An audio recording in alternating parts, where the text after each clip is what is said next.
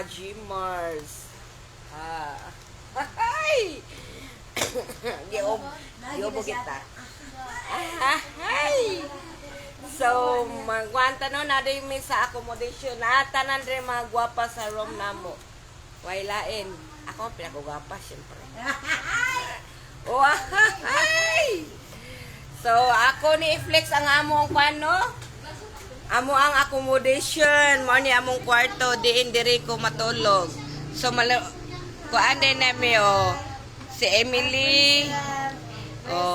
To apo dito, taga Mactan, Lapu-Lapu, Cebu City.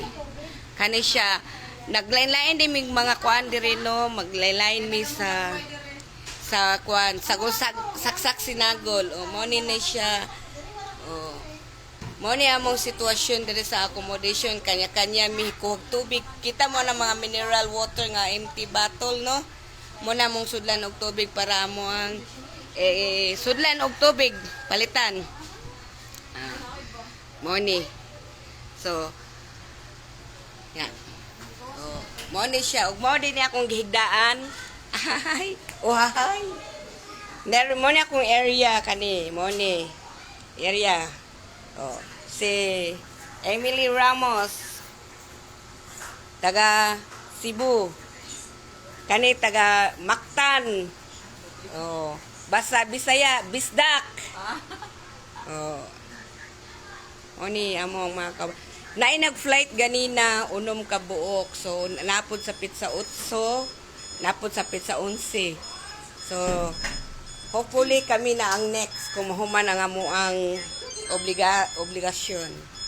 Wala pa man gud mi naka-accomplish sa amo ang mga requirements. Mao din niya mo ang area. Nami sa Basico, Barangay 649.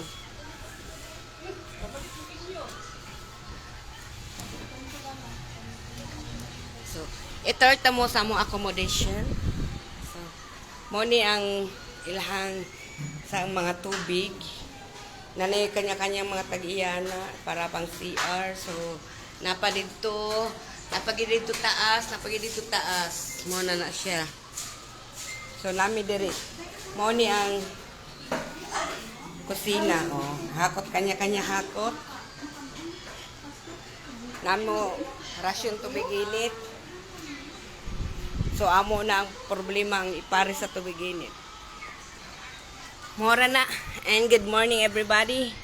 Shout out ko sa akong mga angels of love, akong mga anak. Si Charissa. Ayaw lay. So bye-bye and God bless to. So kay ako man sweeper karon every Friday ang akong sweeper. So maunaog na ko kay para magandam sa loto. Ang among sudan karon matinahuron gihapon. Opo nga walang kamatayan. So shout out ko sa mahilig kong gulay.